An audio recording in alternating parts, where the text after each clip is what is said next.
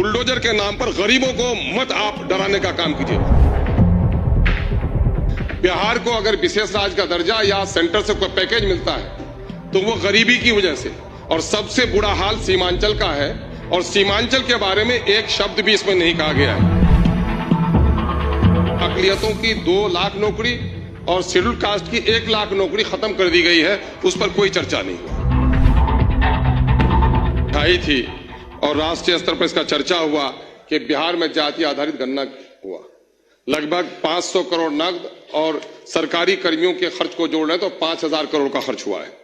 लेकिन आज जिन लोगों को सर्वे इसलिए कराया गया था कि जिन लोगों की हालत खराब है उनको अच्छा किया जाए, लेकिन उसमें अकलियतों की 2 लाख नौकरी और शेड्यूल कास्ट की 1 लाख नौकरी खत्म कर दी गई है, उस पर कोई चर्चा नहीं हुआ। बिहार को अगर विशेष राज्य का दर्जा या सेंटर से कोई पैकेज मिलता है तो वो गरीबी की वजह से, और सबसे बुरा हाल सीमांचल का है, और सीमांचल के बारे में एक शब्द भी इसमें नहीं कहा गया है।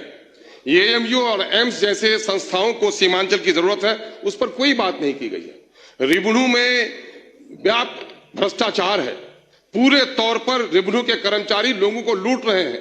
साइकिल, पोशाक, मध्याह्न भोजन सब जोड़ लें, जितना आप देते हैं उससे कई गुना ज्यादा रैयतों से लोग वसूल कर रहे हैं, उस पर कोई कार्रवाई नहीं हो रही है।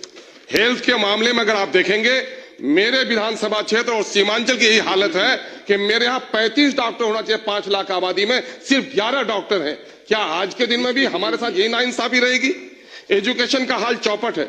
यूरिया की कीमत अभी 350 में बैग मिल रही है। आपका सर एक मिनट आपके तरफ से कृपा कीजिए सर। माँ सब बच्चे से प्यार करती है, लेकिन कमजोर बच्चे का जरा ख्याल रखती है। महोदय, मैं आपसे कहना चाह रहा हूँ, सीमांचल कटाव है और वहां पर कटाव के सिलसिले में कुछ भी काम नहीं हो पा रहा है। मैं आपको यह भी कहना चाहता हूं कि इस वक्त कब्रिस्तानों की घेराबंदी बड़ा काम नहीं है, मामला लॉ एंड ऑर्डर को दुरुस्त बनाना है। इस वक्त गरीबों को उजाड़ा जा रहा है, और माननीय मैं गृह मंत्री से कहूंगा कि बुलडोजर एक खौफ का मामला हो गया है। कानून का राज जरूर स्थापित कीजिए, लेकिन बुलडोजर के नाम पर गरीबों को मत आप डराने का काम कीजिए। अमीरों के जो महल बने हैं गैर कानूनी तौर पर, उन पर बुलडोजर लगा दीजिएगा तो यकीनन है कि आपको हम लोग शाबाशी देंगे, लेकिन गरीबों की झोपड़ी को उजाड़ कर, जिनको रोजगार नहीं दे पाए हैं, उनकी वैकल्पिक व्यवस्था कर दीजिए, फिर उनको उजाड़ने, उनको हटाने का काम कीजिए। बहुत बहुत महोदय, आपने समय दिया, उसके लिए बहुत बहुत शुक्रिया।